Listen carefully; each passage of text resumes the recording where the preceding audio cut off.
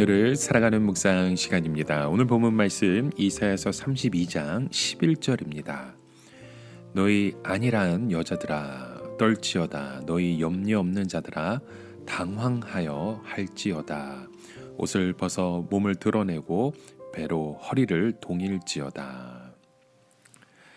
자, 오늘 본문 말씀 속에 보면 이사야 선지자는 예루살렘 여자들에게 얼마 있지 않으면 철거될 그 예루살렘에 대해 미련을 가지지 말고 노예로 불려가는 연습을 하라라는 듯한 말씀을 던져줍니다. 자, 그 본문 말씀 속에 떨지어다라고 하는 것은 충격을 받으라라는 것입니다. 여자분들이 고생하며 돈을 모으고 어떤 일들을 위해서 투자를 했는데 어떤 회사가 부도가 나게 되면 어떻게 되게 됩니까? 우리는 충격을 받게 되잖아요. 왜냐하면 그 일을 위해서, 그 사업을 위해서, 그 터전을 위해서 우리가 아끼며 쓰지 않고 모은 돈이 고스란히 다 날리게 되게 되면 우리의 마음속에 큰 충격 속에 우리는 떨게 됩니다. 마찬가지로 이사야 선지자는 예루살렘의 여자들에게 그 경고를 하는 것입니다. 지금까지 그들이 수고해서 모았던 그 모든 것들이 다 없어지고 우리의 삶 가운데 다 건지지 못한다는 것이죠. 그렇다면 이런 상황에서 할 수 있는 일이 무엇입니까? 예루살렘에 있는 그 당국자들한테 가서 내가 손해본 것을 물어달라고 항의를 하든지 아니면 아예 포기를 하고 노예로 잡혀갈 준비를 해야 하는 것이죠. 사실 하나님의 말씀이 아닌 것으로 이스라엘 백성들을 가르치고 인도한 이스라엘 지도자들은 마치 사기꾼과 같았습니다.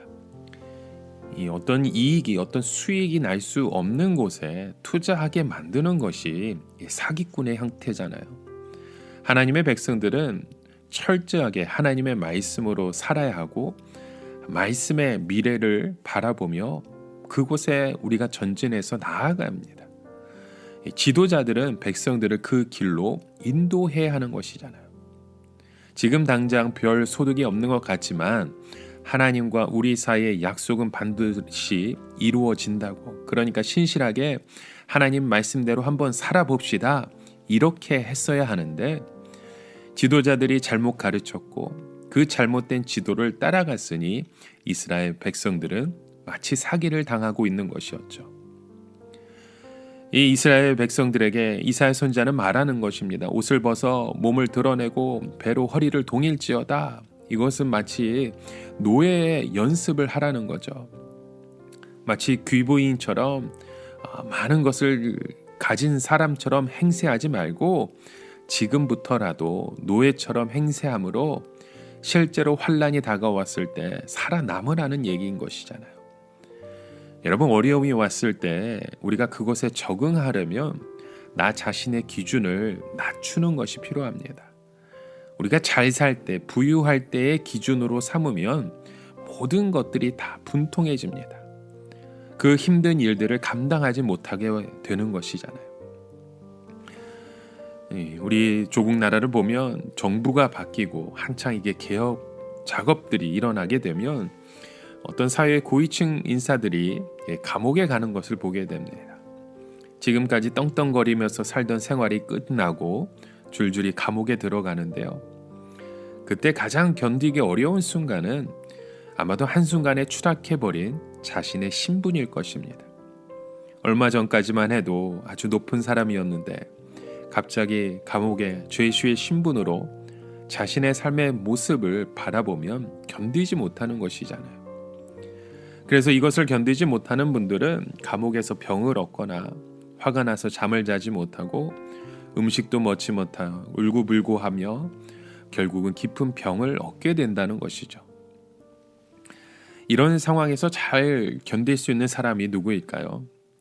군인들이라고 합니다. 왜냐하면 그들은 기초 군사 훈련 과정으로 그곳의 어려운 시간들을 훈련받기 때문이죠. 그러니까 과거에 한번 우리가 밑바닥까지 낮아본 경험이 있는 분들은 자신의 어려운 때가 찾아오면 잘 견뎌 나갈 수 있는 힘이 있다는 거죠. 왜냐하면 그곳에서 훈련이 있었기 때문이죠. 오늘 본문의 예루살렘 여자들은 사실 고생이라고 해본 적이 없던 사람들입니다. 농사도 짓지 않고 집안일도 하지 않았어요. 장거리를 걸어가 본 일도 없어요. 한순간에 노예가 되어버려 거의 벌거벗은 몸으로 그렇게 끌려가는 그 인생이 다 어떻게 감당할 수 있겠습니까?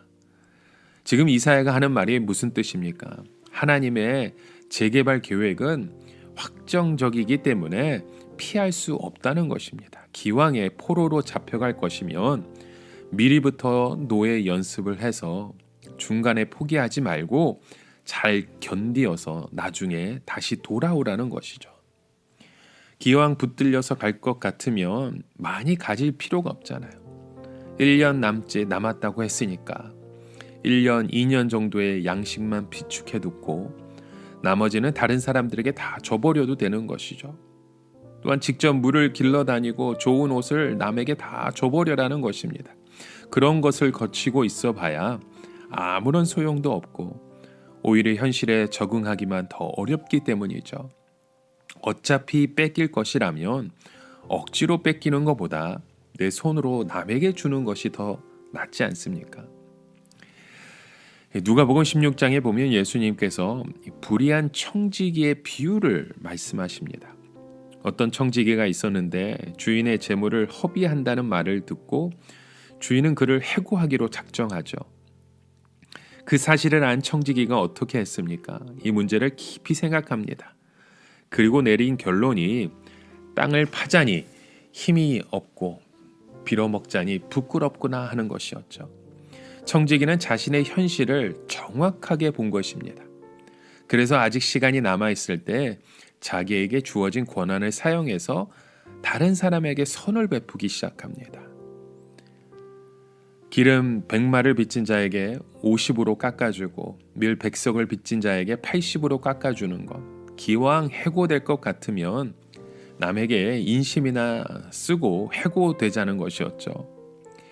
원래 하나님께서 권리를 주셨을 때는 다른 사람에게 선을 베풀라고 주신 것입니다. 하지만 더 이상 권리를 행사할 수 없게 되었다면 불법을 행해서는 안 되겠지만 불법이 아니라면 자기가 해줄 수 있는 것은 다 해주라는 것이죠.